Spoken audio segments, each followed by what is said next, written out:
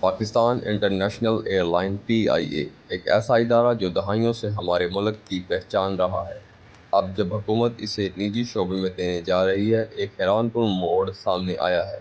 PIA کے اپنے ہی ملازمین نے حکومت کو حیران کر دیا۔ جی ہاں، ملازمین نے خود ایئر لائن خریدنے کے لیے باقاعدہ بولی جمع کروا دی۔ یہ مشترکہ بولی جمع کروائی گئی ہے ہدایت اللہ خان جو پیپلز یوٹیلیٹی کے صدر ہیں اور عقیل صدیقی جو PIA سینئر سٹاف ایسوسی ایشن کے سربراہ ہیں کی جانب سے۔ ملازمین کا موقف ہے کہ وہ دہائیوں سے اس قومی ادارے کے ساتھ جڑے ہوئے ہیں، اس لیے انہیں PIA کو خریدنے کا پہلا حق ہونا چاہیے۔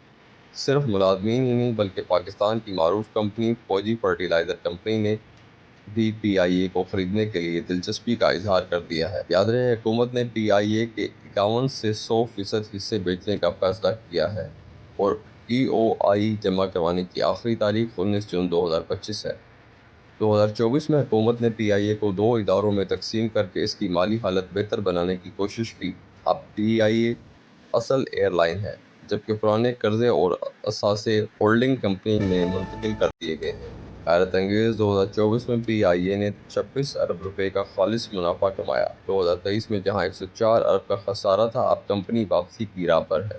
اب یہ دیکھنا ہوگا کہ PIA کو اس کے اپنے لوگ سنبھالیں گے یا کوئی اور سرمایہ دار میدان مارے گا۔